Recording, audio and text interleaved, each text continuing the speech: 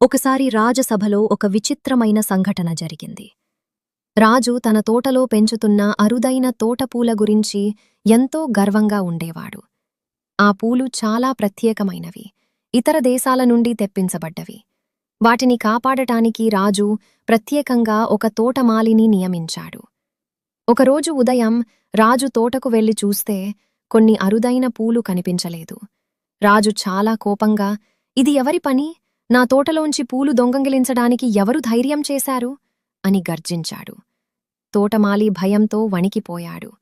మహారాజా, నాకు తెలియదు. నేను నిన్న రాత్రి వరకు అన్నీ బాగానే ఉన్నాయని చూశాను అని అన్నాడు. రాజు వెంటనే గార్డులను పిలిపించి, ఈ విషయం వెనుక ఉన్నవారిని వెంటనే కనుక్కోండి అని ఆజ్ఞాపించాడు. కాని ఎవరికీ ఏ ఆధారాలు దొరకలేదు. రాజసభలో ఈ విషయం చర్చకు వచ్చింది. అప్పుడు తెనాలి రామకృష్ణ ముందుకు వచ్చి, మహారాజా, నాకు ఒక చిన్న అవకాశమివ్వండి. నేను ఈ సమస్యను పరిష్కరిస్తాను అని అన్నాడు. రాజు అంగీకరించాడు.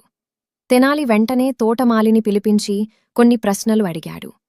నువ్వు రాత్రి ఎవర్నైనా అనుమానాస్పదంగా చూశావా అని అడిగాడు. తోటమాలి కొంచెం ఆలోచించి, మహారాజా, ఒకసారి రాజభవనం వంటగదిలో పనిచేసే వ్యక్తి ఇక్కడికి వచ్చినట్లు గుర్తు ఉంది అని చెప్పాడు. తెనాలి చిరునవ్వుతో రాజసభలోకి వెళ్ళి అన్నాడు, మహారాజా, దొంగ ఎవరో నాకు తెలిసింది. కాని అతడ్ని బయటపెట్టడానికి ఒక చిన్న యుక్తి చెయ్యాలి. అతను రాజసభలో ఉన్న అందరినీ పిలిపించాడు. గార్డులు, తోటమాలి, వంటగది పనివాళ్లు అందరూ వచ్చారు. తెనాలి అన్నాడు, ఇక్కడ ఉన్నవారిలో ఎవరో ఒకరు పూలను దొంగిలించారు. కాని నేను వారిని చూసి చెప్పగలను. ఎందుకంటే దొంగ శరీరంపై పూల సువాసన ఇంకా ఉంది. అది విన్న వెంటనే అందరూ కొంచెం ఆందోళనకు గురయ్యారు.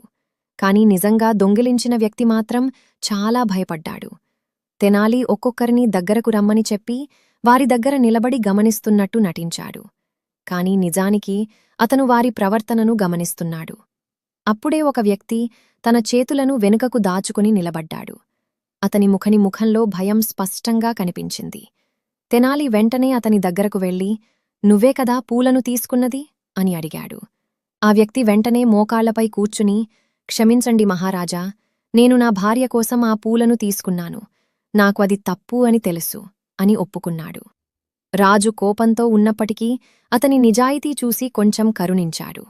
కాని తెనాలి వైపు తిరిగి, నువ్వెలా గుర్తించావు అని అడిగాడు. తెనాలి నవ్వుతూ అన్నాడు, మహారాజా, నిజానికి ఎవరి దగ్గరా పూల సువాసన లేదు. నేను అలా చెప్పింది కేవలం ఒక యుక్తి మాత్రమే. నిజమైన దొంగ తన తప్పు బయటపడుతుందేమో అని భయంతో తనను తాను బయటపెట్టుకున్నాడు.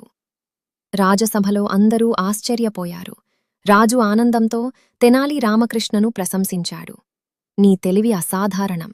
ఎలాంటి ఆధారాలు లేకుండా కూడా నువ్వు నిజాన్ని బయటపెట్టావు అని అన్నాడు. తెనాలి వినయంగా నమస్కరించి, మహారాజా, మనుషుల మనసు చదవడం చాలా ముఖ్యం. భయమున్నవాడు తప్పకుండా తన తప్పును బయటపెడతాడు అని చెప్పాడు.